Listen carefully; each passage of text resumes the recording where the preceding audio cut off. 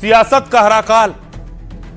जो असदुद्दीन ओवैसी की पार्षद सहर शेख आज अपने इलाके में निकली थी, लोगों ने देखिए कैसे उनका स्वागत किया। पहले हरे का दम दिखाया और मुंब्रा को हरे रंग में रंगने का दावा कर डाला तो पार्टी ने समर्थन कर दिया। फिर बात बढ़ गई, मुंब्रा से निकलकर पूरे महाराष्ट्र में हरे का दावा किया गया। कि सिर्फ मुंब्रा की क्या बात कर रहे हैं तुम? आने वाले वक्त के अंदर हम महाराष्ट्र के अंदर हम अच्छा खासा हरे रंग को फैलाएंगे। बीजेपी ने शिकायत दर्ज करा दी और ओवैसी के नेता को हरा सांप बता दिया। ये हिंदू राष्ट्र है, यहाँ भगवा ही रहेगा और जो इस भगवे हिंदू राष्ट्र को हरा करने का सपना देखेगा, महाराष्ट्र का हिंदू समाज ये दफन करके दिखा देगा। हरे का मामला और बढ़ा, मुंब्रा और महाराष्ट्र होते हुए पूरे देश की दावेदारी हो गई। मुंब्रा भी हरा करेगा और इंशाल्लाह ताला काहे को सिर्फ महाराष्ट्र, हम तो चाहेंगे कि पूरे देश के अंदर हरा कलर। हम तो महाराष्ट्र में चुनाव तो अभी खत्म हुए हैं, जाहिर है हरा बनाम भगवा की ये लड़ाई महाराष्ट्र के बाहर की है। अब देखिए जरा लड़ाई कहां से कहां पहुंच गई है और सियासतदान अपनी अपनी सियासत के हिसाब से इसमें कूद पड़े। वारिस पठान कह रहे हैं मुंब्रा क्या महाराष्ट्र क्या, हम तो चाहेंगे पूरा देश हरा हो, हमारी पार्टी के झंडे का रंग ही हरा है, हम चाहते हैं कि पार्टी का परचम पूरे देश में लहराए। नीतीश राणे कह रहे हैं मंत्री महाराष्ट्र में यह हरा सांप शायद अपना इतिहास भूल गया। जिस औरंगजेब ने महाराष्ट्र को हरा करने का सोचा उसे शिवाजी और संभाजी ने दफन करके दिखा दिया। जो भी हिंदू राष्ट्र को हरा करने का सपना देखेगा उसे महाराष्ट्र का हिंदू औरंगजेब की कब्र में दफन करेगा। इम्तियाज जलील एमआईएम नेता कह रहे हैं सहर ने जो बयान दिया वो पार्टी का बयान है, उसने जो कहा उसका मतलब है कि सब कुछ हरा। ऐसा कहा जा रहा है जैसे कोई आतंकवादी आ गया हो। आने वाले समय में हम पूरे राज्य को हरा भरा कर देंगे। नवनीत राणा ने कहा उनका सपना कभी पूरा नहीं होगा, हम शिवाजी के विचारों के खून से काम करते हैं, इस देश में सिर्फ भगवा और नीला रंग ही चलेगा, अगर इसे हरा भरा बनाना है तो पाकिस्तान जाना होगा। सहर ने कहा असंवैधानिक बातें ठीक नहीं है, हम हिंदुस्तानी मुसलमान हैं, भारतीय हैं, हमें मत बताइए कहां जाना है और कहां नहीं, यह हमारी धरती है, यहां की मिट्टी में हम सबका खून है। सुनिए जरा इन सियासतदानों को। सिर्फ मुंब्रा की क्या बात कर रहे हैं तुम? आने वाले वक्त के अंदर हम महाराष्ट्र के अंदर हम अच्छा खासा हरे रंग को फैलाएंगे। 26 जनवरी आने वाला है और शहर ने अपनी यंग टीम के साथ यह फैसला किया था कि हम मुंब्रा के अंदर हरियाली ही हरियाली लगाएंगे करके, मुंबई को हरा भरा कर देंगे करके। और ये तो सिर्फ मुंब्रा को हरा भरा करने की बात कर रहे हैं, हम तो देश को हरा भरा करने की बात कर रहे हैं। जिस औरंगजेब ने, जिस टिप्पू ने हमारे इस महाराष्ट्र को और हमारे इस हिंदू राष्ट्र को हरा करने का सपना देखा, उनको इस महाराष्ट्र में ही दफन करके हमारे छत्रपति शिवाजी महाराज और छत्रपति संभाजी महाराज ने दिखा दिया है। इसलिए खुद का इतिहास जितना जल्दी ये इम्तियाज जलील नाम का हरा सांप समझेगा, उतना जल्दी उसको इतना समझ में आएगा कि ये हिंदू राष्ट्र है, यहाँ भगवा ही रहेगा।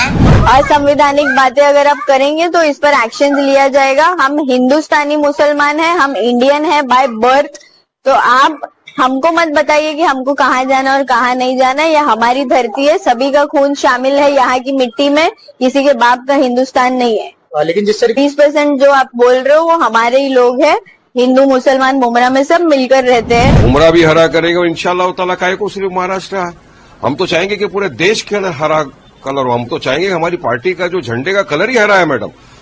कौन नहीं चाहेगा कि उसकी पार्टी का जो परचम है पूरे देश में लहराए। हम चाहते हैं कि हमारी पार्टी का जो हरा झंडा है पूरे देश के कोने कोने में लहराए ना। ये तो अरमान है हमारा कि हमारी पार्टी पूरी तरह फैले और पूरे देश के अंदर इंशाल्लाह ताला हमारा पार्टी का हरा परचम लहराएगा। हमारी पार्टी का फ्लैग का कलर ही है और एक दिन इंशाल्लाह देखना पूरे आसमान में भी आपको मजलिस इत्तेहादुल मुस्लिमीन की सिर्फ पतंग पतंग पतंग दिखेगी। देखिए, भगवा या हरा झंडे के हिस्से हैं सफेद के साथ, है ना। मगर देश को हम भगवा बना देंगे मतलब क्या आप हिंदू बना देंगे पूरे देश को, या जो हरा बनाने की बात करता है क्या वो मुसलमान बना दें?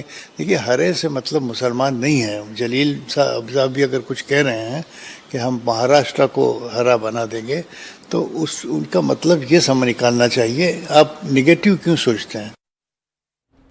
अब देखिए जरा ओवैसी की पार्षद ने इस पूरे बवाल के बाद माफी मांगी है क्योंकि मामला पुलिस तक चला गया था। एमआईएम की पार्षद सहर शेख ने विवादित बयान पर माफी मांगी। पुलिस ने बीजेपी नेता किरीट सोमैया को चिट्ठी लिखकर यह बात बताई है। पुलिस ने किरीट सोमैया को बताया कि सहर ने माफीनामा भेजा है। किरीट सोमैया ने सहर के बयान के खिलाफ शिकायत दर्ज कराई थी। किरीट सोमैया ने सहर शेख से उनके बयान पर माफी की मांग की थी, जिसके बाद पुलिस ने सहर को नोटिस भेजा और उनसे जवाब मांगा था। सहर को थाने भी बुलाया गया और उनका बयान दर्ज कराया गया है। माफीनामे में उन्होंने लिखा है कि उनका इरादा किसी को ठेस पहुंचाना नहीं था। सहर ने लिखा, हम तिरंगे के लिए जीते हैं और तिरंगे के लिए मरते हैं। फिर भी अगर किसी की भावना आहत हुई है तो लिखी माफी मांगी। दरअसल 18 जनवरी को एक मीटिंग में सहर ने यह विवादित बयान दिया था। एमआईएम की बैठक में उन्होंने कहा था, हम मुंब्रा को हरा बना देंगे। अब सहर हैं कौन? ओवैसी की पार्टी की पार्षद है एमआईएम की। मुंब्रा के वार्ड नंबर 30 से पार्षद चुनी गई है। एनसीपी शरद पवार के उम्मीदवार को 400 वोटों से हराया है। 29 साल उम्र है। मुंबई यूनिवर्सिटी से बीबीएम की डिग्री ली है। अभी तक कार वॉशिंग सेंटर चलाती थी। पिता का नाम है यूनुस शेख। यूनुस एनसीपी की स्थापना के समय से मुंब्रा में एक्टिव थे। मुंब्रा ब्लॉक प्रेसिडेंट के तौर पर भी काम करते थे। सहर के पिता जितेंद्र अवान के कभी दोस्त हुआ करते थे। यूनुस को उम्मीद थी कि सहर को एनसीपी से टिकट मिलेगा। टिकट मिला नहीं। जितेंद्र अवान ने पहले वादा किया था लेकिन पूरा नहीं किया। एनसीपी से टिकट नहीं मिला तो एमआईएम ज्वाइन कर ली और एमआईएम के टिकट पर चुनाव लड़ी। सुनिए जरा सहर के माफी पर पुलिस क्या कह रही है। को तो रिटर्न में वार्निंग दी है, वो आइंदा ऐसा यानी वादग्रस्त कोई भाषण न करे ऐसा उसको बताया है। और जो किरीट जी सोमैया आए थे बीजेपी के ज्येष्ठ नेता, उनको जो उसने जो दिखा, जो स्टेटमेंट दिया वो दिखा है। और हमने रिटर्न में उनको हमारा लेटर दे दिया, उन्होंने जो निवेदन दिया था सोमैया साहब ने। और खबरों में आगे बढ़ते हैं। आज की एक और बड़ी खबर है जिम में धरण के पीछे आखिर कौन। पिछले दिनों मैंने आपको खबर दिखाई थी कि धर्मांतरण के आरोप में जिम ट्रेनर का एनकाउंटर हुआ।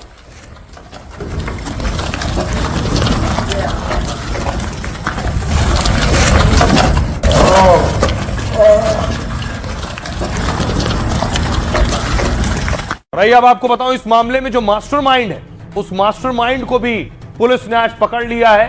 धर्मांतरण का मास्टरमाइंड बताया जा रहा है। जिम में बाकायदा पूरा नेटवर्क चला रहा था। इमरान नाम है इस शख्स का। इमरान की भी गिरफ्तारी हुई है। एक तरफ आप देख रहे हैं पुलिस के शिकंजे में और दूसरी तरफ सलाखों के पीछे यह है वो मास्टरमाइंड। मिर्जापुर धर्मांतरण केस में बड़े नेटवर्क का खुलासा हो सकता है। शक है कि नेटवर्क के कालीन कारोबारियों से भी तार जुड़े हो सकते हैं। मिर्जापुर पुलिस नेताओं और प्रॉपर्टी डीलर्स के लिंक खंगाल रही है इस वक्त। दिल्ली पुलिस से पकड़े आरोपी इमरान के कनेक्शन की जांच में जुटी हुई है। इमरान खान की गिरफ्तारी शनिवार को दिल्ली एयरपोर्ट से हुई थी। वो आए दिन विदेश आता जाता था। कुछ हफ्ते पहले दुबई गया। इस केस में विदेशी एंगल भी मिर्जापुर पुलिस की जांच के दायरे में है। पुलिस यह पता लगाने में जुटी है क्या विदेशी फंडिंग भी इन्हें मिल रही थी। इमरान है। इमरान 2 भाइयों और बहनोई के साथ मिलकर जिम चला रहा था। पुलिस ने कई लग्जरी गाड़ियां जब्त की हैं जिसका इस्तेमाल कर रहा था। सिंडिकेट के लोग आपस में व्हाट्सएप के जरिए बातचीत करते थे। इस केस में इमरान खान समेत 7 आरोपियों को गिरफ्तार किया गया है। 8वां आरोपी इमरान का सगा भाई अशफाक उर्फ लक्की फरार है। 20 जनवरी को 2 लड़कियों की शिकायत पर पुलिस ने जांच शुरू की थी और इसके बाद 21 जनवरी को 4 आरोपियों को गिरफ्तार किया था। 22 जनवरी को एक आरोपी को एनकाउंटर में पकड़ा गया और इसी शाम गैंग में शामिल जीआरपी का एक हेड कांस्टेबल भी गिरफ्तार हुआ था। आरोपियों के पास से 50 से ज्यादा लड़कियों के फोटो वीडियो बरामद किए गए हैं। आरोप है कि जिम आने वाली हिंदू लड़कियों को निशाना बनाया जाता था। जिम के मालिक और ट्रेनर हिंदू लड़कियों का अश्लील एआई वीडियो भी बनाते थे और लड़कियों को ब्लैकमेल करके धर्म परिवर्तन का दबाव डालते थे। सुनिए जरा पुलिस क्या कह रही इस मामले में और बीजेपी विधायक क्या कह रहे हैं। अभी देखिए, कल तक आपको पूरा ब्रीफिंग हो चुकी थी। अब जो इमरान अभियुक्त है इसको यहाँ पर ट्रांजिट रिमांड पे लाया गया है। इसको माननीय न्यायालय हम लोग प्रस्तुत करेंगे और इससे इंट्रोगेशन चल रहा है। जो भी चीज़ आएगी आपको अवगत। ये आप जान लीजिए, ये योगी राज्य है। योगी राज्य में कोई कितना भी बड़ा शक्तिशाली रहेगा। और आइए खबरों में आगे बढ़ते हैं। आज की एक और बड़ी खबर है। लगातार बर्फबारी हो रही है, उससे मैदानी इलाकों में ठंड बढ़ गई है। लेकिन देखिए जरा दुनिया में बर्फबारी का हाल। 20 करोड़ लोगों पर बर्फीली आफत। सबसे पहले अमेरिका लिए चलता हूं, वहां बर्फीली इमरजेंसी भी है, आपातकाल स्थिति है। तस्वीरें आप देख रहे हैं, एक्सीडेंट हुआ है, हाईवे पर कई गाड़ियां आपस में टकरा गई हैं। अमेरिका के मिसौरी की तस्वीर आप देख रहे हैं। दूसरी तस्वीर देखिए जरा, उमर अब्दुल्ला की तस्वीर आज सामने आई है। गुलमर्ग में थे उमर अब्दुल्ला और स्कीइंग कर रहे हैं।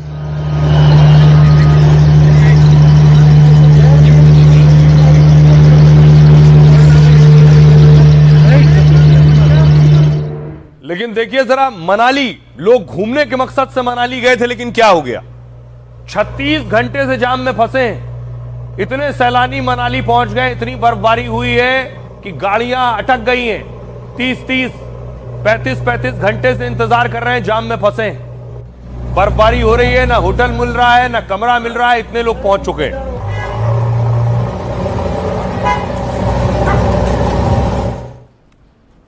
हिमाचल प्रदेश के मनाली में इस वक्त पर्यटकों की भरमार है, लेकिन बर्फबारी में मस्ती करने आए सैलानी परेशान हो गए। हाल यह है कि मनाली में 15 किलोमीटर से लंबा जाम लगा है और 30 घंटे से ज्यादा लोग रास्ते में ही फंसे हुए हैं। बर्फबारी की वजह से पूरे हिमाचल में लगभग 1291 सड़कें बंद हैं। लोगों ने जहां होटल बुक किया था वहां तक पहुंच नहीं पा रहे हैं। ऐसे में उन्हें रास्ते में ही वक्त गुजारना पड़ रहा है। कई गाड़ियां बर्फ के बीच बुरी तरह से फंस गई हैं, इससे ट्रैफिक और ज्यादा बढ़ गया है। हाल यह है कि कई सैलानियों ने हार मान ली है और गाड़ियों को छोड़कर पैदल ही निकल पड़े। लेकिन वीकेंड और बर्फबारी के सीजन में होटल मिलना भी मुश्किल है। लगभग सभी होटल में बुकिंग फुल हो गई है। जहां कमरे खाली हैं, उन होटलों के किराए 3 गुना से ज्यादा बढ़ गए। इस बीच पूरी कोशिश की जा रही है कि ज्यादा से ज्यादा हालात सामान्य हो।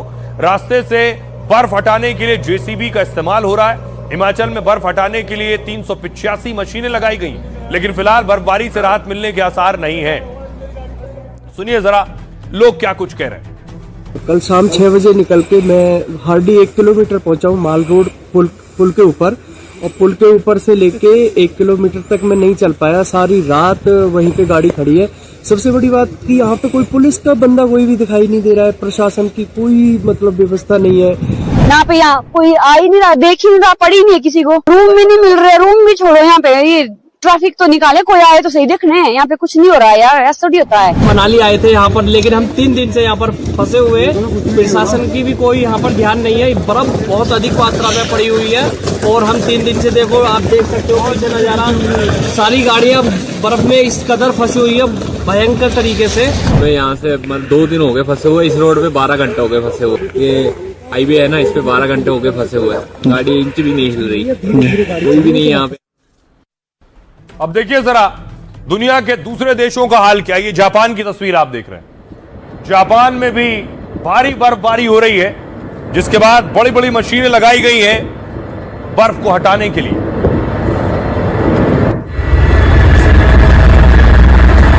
और दूसरी तरफ अमेरिका में तो अलर्ट है। अमेरिका में बताया जा रहा है कि जल्द ही 20 करोड़ लोग खतरे में होंगे।